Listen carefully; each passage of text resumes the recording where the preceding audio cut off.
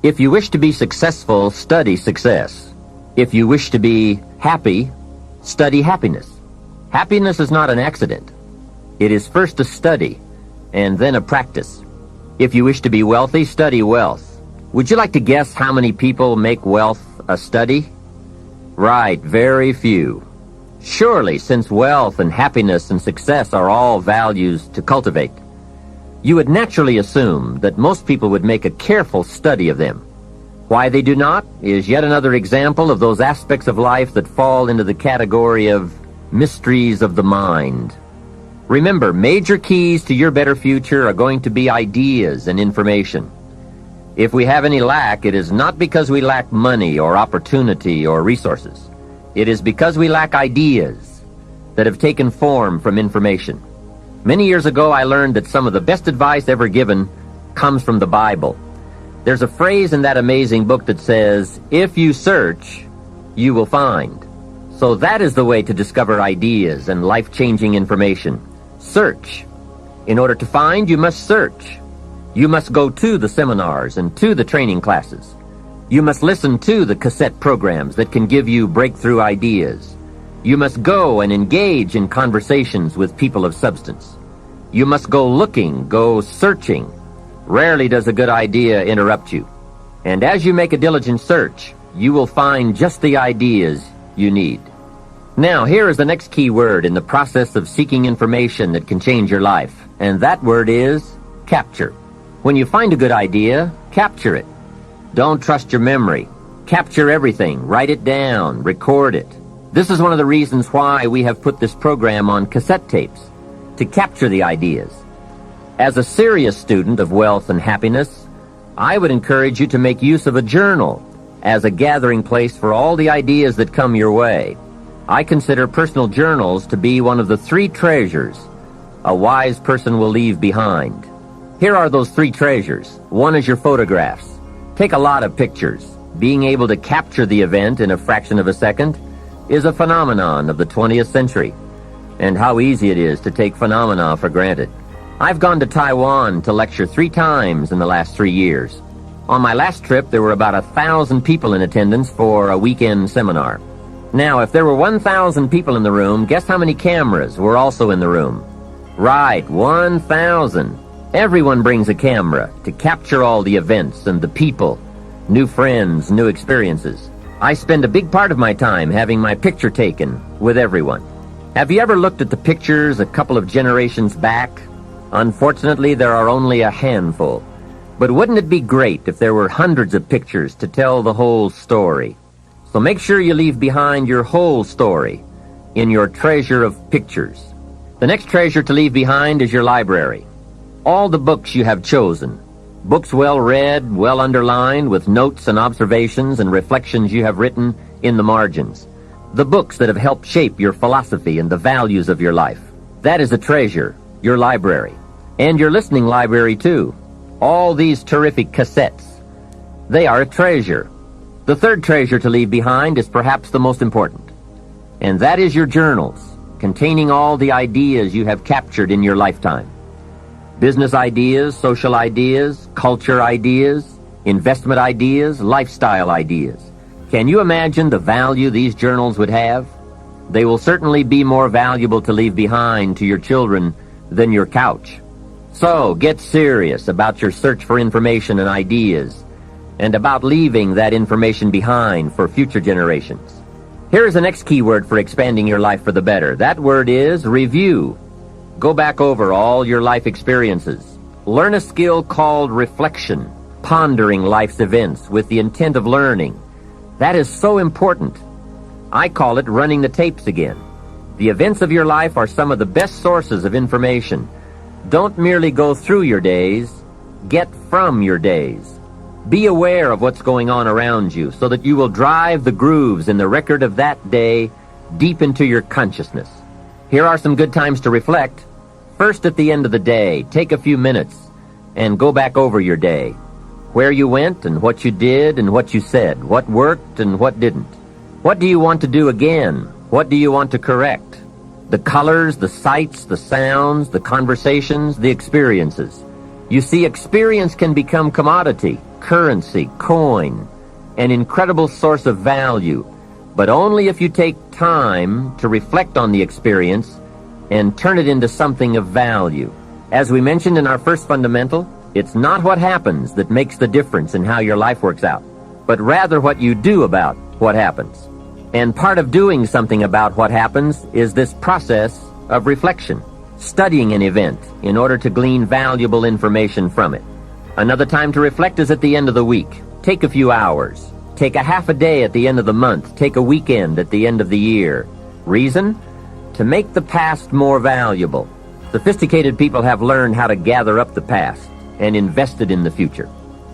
When my father was about to celebrate his 76th birthday, I said to him, "Father, can you imagine what it's going to be like to gather up the last 75 years and invest them in your 76th? That's how life can become productive and exciting. Not just living one more year, but gathering up the years and investing them in the next one." By reflecting, you can gather up all the conversations you have ever had and invest all that you have learned and all that you have felt in the next conversation. Gather all your experiences and invest all that you have learned and felt in your next experience. And the more value, the more substance, the more information, the more wisdom you can gather from all of your yesterdays, the more exciting your future becomes. Probably all of us already know all that we need to know in order to make our lives turn out the way we want, except for one thing: how to gather what we've learned in order to invest it in what we want to become. So start a new discipline that can lead to wealth and happiness. Find out how things work. Never let it be said you didn't find out. Now let me give you a qualifying phrase. You may not be able to do all you find out, but make sure you find out all you can do. So make your own life one of your most important studies. And in studying your own life, be sure to study the negative as well as the positive, your failures as well as your successes.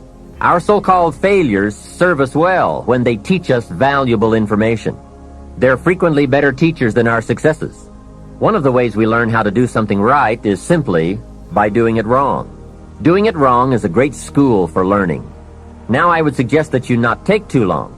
If you've done it wrong for 10 years, I wouldn't suggest another 10. But what a close at hand and emotionally impactful way to learn from your own experiences. When I met Mr. Schoaf, I had been working 6 years. I started when I was 19, and when I met him, I was 25. He said to me, "Mr. Rohn, you have been working now for 6 years. How are you doing?" I said, "Not very well." He said, "Then I suggest you not do that anymore. 6 years is long enough to operate the wrong plan." Next he asked, "How much money have you saved in the last 6 years?"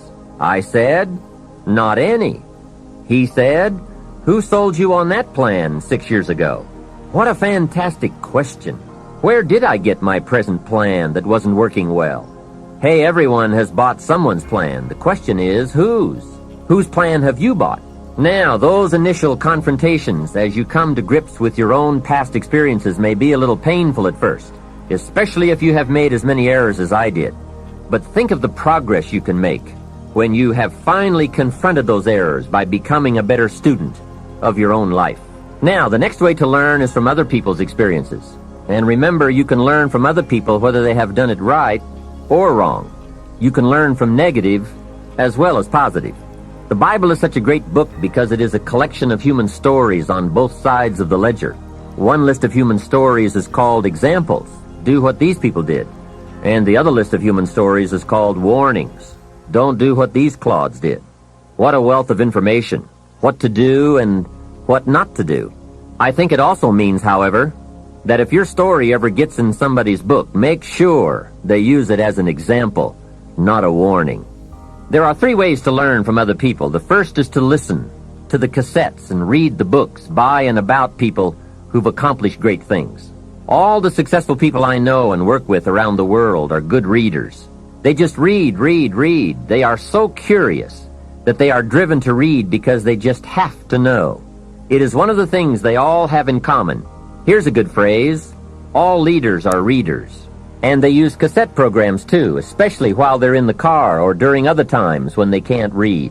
Cassettes can help all of us easily pick up new ideas and new skills. Did you know there are cassettes and books on how to be stronger, more decisive, a better speaker, a more effective leader, have a better effect on other people, become more loving, develop personality, get rich, develop influence, become sophisticated, and people don't use them? How would you explain that? Did you know that hundreds of successful people have written their stories in books and told how they did it on cassettes like this, and people don't want to listen? How would you explain that? The guy's busy, I guess. He says, well, yeah, if you worked where I work, by the time you struggle home, it's late. You've got to have a bite to eat, watch a little TV, and get to bed. You can't stay up half the night and read. And this is the guy that's behind on his bills. He's a good worker, hard worker, sincere. But remember, you can be sincere and work hard all your life and wind up broke, confused, and embarrassed. You've got to be better than a good worker. You've got to be a good reader, a good listener. At least he could hear a good cassette on the way home, right? Now, you don't have to read or listen to educational cassettes half the night. Although if you're broke, it's a good place to start. But here is all I ask, just 30 minutes a day. That's all. Stretch it to an hour if you can, but at least 30 minutes. Half rich isn't bad. 30 minutes. Hear or read something challenging, something instructional, at least 30 minutes a day. And here's the next key. Every day. Don't miss. Miss a meal, but not your 30 minutes. Hey, you can get along without some meals, but you can't get along without some ideas, examples, and inspiration. There's a Bible phrase that says, humans cannot live on bread alone, or food alone. It says the next most important thing to bread is words.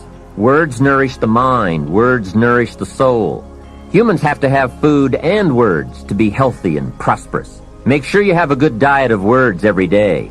I told my staff one day, some people read so little they have rickets of the mind. And also remember, to properly feed the mind, you must have good balance. Don't just read or listen to the easy stuff. You can't live on mental candy. Here is a thought. Why not call good books and cassettes tapping the treasure of ideas? That's it, tapping the treasure of ideas, like you're doing with this program. And if somebody's got a good excuse for not tapping the treasure of ideas for at least 30 minutes every day, or spending the money and getting the books and cassettes, I'd like to hear it. Some excuses you wouldn't believe. I say, John, I've got this gold mine. I've got so much gold, I don't know what to do with it all. Come on over and dig.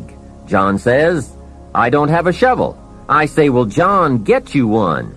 He says, do you know what they want for shovels? Hey, invest the money. Get the cassettes and books. The best money you can spend is money invested in your self-education. Don't shortchange yourself when it comes to investing in your own better future. Mr. Schoaf got me started on my library when I first met him. He said to me, become self-educated. Standard education will get you standard results. Check those numbers and see if that's what you want. And if it isn't, if you want something better than standard, you must become self-educated. So I went to work on my library, and I now have one of the best.